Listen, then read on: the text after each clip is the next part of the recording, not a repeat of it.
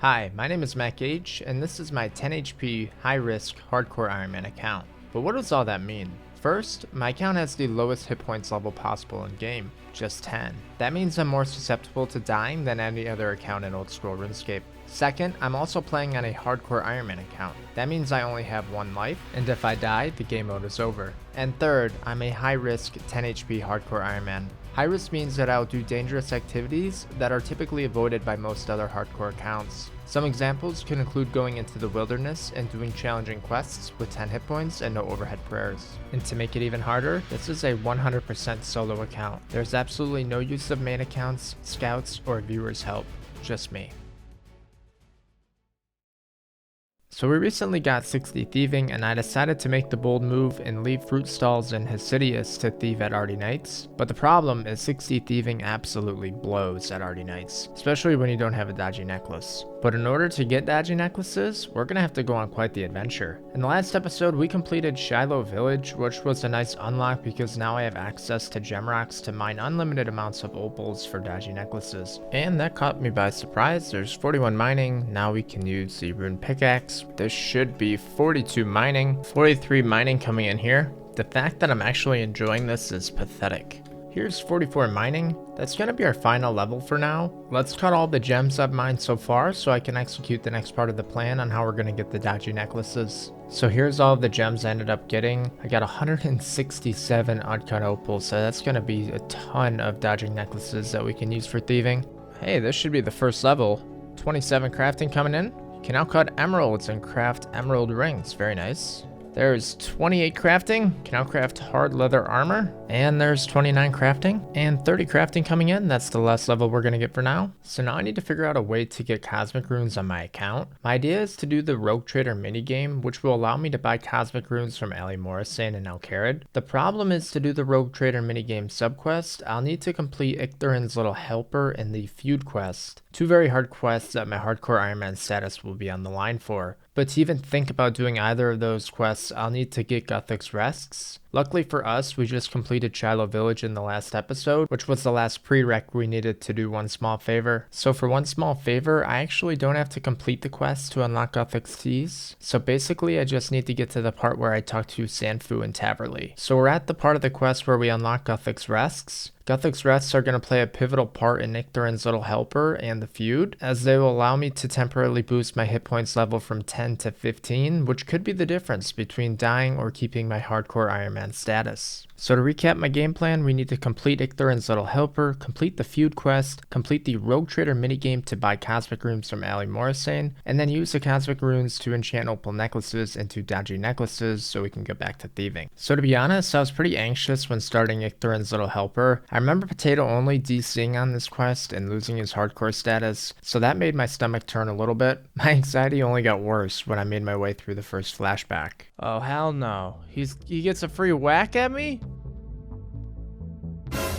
Dude, did you see that? I just dropped from 14 to 5 HP in a second. That's why you need Guthix Rests on this quest. Oh, I got it there. There we go. Sweet. Yes. So there's the first of the 3 flashbacks completed. Based on that flashback, my jar received indicates that I have to fight a level 75 mage next, Krondis. I will say I got pretty lucky here because Krondis only hits 6s compared to if I would have got a jar that gave me a melee NPC that hits 8s. But unfortunately for flashback 2, I have learned that I can't fully canon this part. I'll have to recoil the final damage with Krondis or any of the NPCs. But the problem is recoils require cosmic runes, and that was the sole reason of doing these quests, to unlock cosmic runes through Ali Morrison. So at this point I was in a fork in the road. I could choose 2 paths. The first path was I could cannon NPCs and waste cannonballs in hopes to get cosmic rune drops from them, or the second path was I could risk my hardcore Ironman by running to Mage Bank and buying cosmic runes there. I chose the latter. So there's 500 cosmic runes exactly. That should be plenty of cosmics for the early stages of the build. Now I understand it's counterintuitive to pursue the Rogue Trader minigame so I can unlock cosmic runes, since I just bought cosmic runes at Mage Bank, but in the long term it doesn't make sense risking hardcore status every time I need cosmics by going to Mage Bank. That and the fact that I'm not a man who leaves a job half done means that we're going to quickly get 5 5 magic, use a wizard mind bomb to 7 magic, make an enchant our recoils, and then get back to flashback number 2. So for flashback 2 against Krondus, my idea is to get him stuck behind a table in the middle so my cannon can do most of the work. When Krondus is nearly dead, I'll pick up my cannon and recoil his final few hit points, so I'll actually get kill credit. For the sake of trying, I've already attempted to kill him before with just cannon only, and he despawned when he was nearly dead. There we go.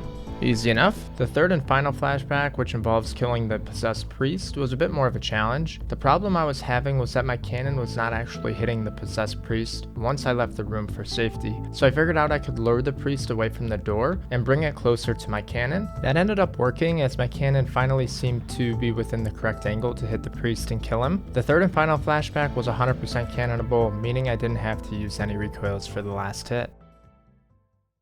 Are you guys ready for quest complete? Oh my gosh, I can't believe we actually finished this one. This one was arguably harder than Shiloh Village. You've completed Icthurin's Little Helper, 2 quest points, 4,500 Thieving XP, 4,000 Agility XP, 4,000 Woodcutting XP, an Amulet of Catspeak. Oh my god, dude. 32 woodcutting coming in. So the completion of Icthurin's Little Helper means we've completed our first part of the game plan, but we still have a ways to go. The next item on the agenda is to complete the feud quest. This quest is rather boring and has a lot of back and forth dialogue between the villagers and Menophites. The quest is really a breeze until you get to the 2 fights at the end. Our first fight was against a Menophite leader. For this one, I had to lure the Menophite leader away from his spawn area because there are a lot of snakes nearby, and I didn't want my cannon to attack the snakes and waste cannonballs on them. So by saving my cannonballs for the Menophite leader only means that I'll have to reload my cannon a lot less, which decreases my chances of dying. The Menophite leader only hits 7, so as long as something doesn't go horribly wrong, this first fight shouldn't be too hard. There we go. First one down. But for the second fight against the bandit leader, well, this is the one where I could easily lose my status. The bandit leader will spawn his best mercenary, the bandit champion, which hits 10s, which is equivalent to my hit points level. So for this one, I have to be very careful. I'll be using the Gothic Teas from the One Small Favor quest we did earlier to temporarily boost my hit points level from 10 to 15. My idea is to set up my cannon to the southwest of the northwest building, start the boss fight, and then quickly run inside the house and shut the curtain on the leader so my cannon can continue to deal damage. Wow, that could not have been placed any better, or executed any better, I should say. Oh my god, was that perfect. Now the cannon just has to hit. But of course, why would Jagex make this quest easy on me? I didn't end up killing the bandit champion in the first round of 30 cannonballs, which was pretty unfortunate because his range defense level was 0. So to refill, what we did was we drank a Gothic's tea and then added cannonballs to it. But I guess I was pretty nervous because I forgot to actually press fire on the cannon and I ran back to the curtain prematurely. So then we had to go back out there, press fire, and then run back to my safe spot again. But luckily for me, I ended up staying at over 10 hit points nearly the whole time, avoiding any chances of actually dying. Yes! Oh my god. Another really nice quest completed, or nearly completed. 1 quest point, 15,000 thieving XP, an oak blackjack, and a desert disguise. Up to 61 thieving. Very cool. So if we take a look at our game plan, now we've completed both Icthurin's Little Helper as well as the feud quest. So really the hardest part is complete. Next we just need to do Rogue Trader minigame. So we need to open a large casket of runes.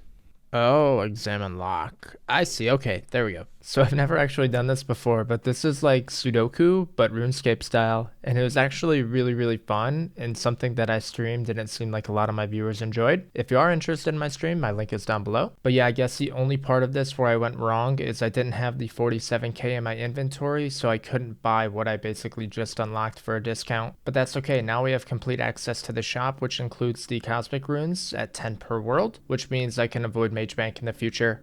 So really the only thing left to do is to make and enchant opal necklaces into Dodgy necklaces so I can get back to thieving. So again, I'm using the wizard mind bomb so I can start enchanting these at just 5 magic. And I'm not going to make all 106 opal necklaces into Dodgy necklaces quite yet. I'm purposely staying low magic. I don't really want to get more than 7 because in the upcoming episodes we're going to try our luck at Shadow of the Storm. In Shadow of the Storm, the demon has a magic attack and its magic accuracy rolls off of your magic level. level, so the lower my magic level, then the higher the demon's accuracy will be, which is a very good thing because I'll be recoiling and I need him to hit on me. So if you're interested in watching Shadow of the Storm, or even if you just enjoyed this episode, please consider leaving a like and subscribing to the channel. And we'll see you guys for the next video. Thanks so much for watching. Take it easy. Peace.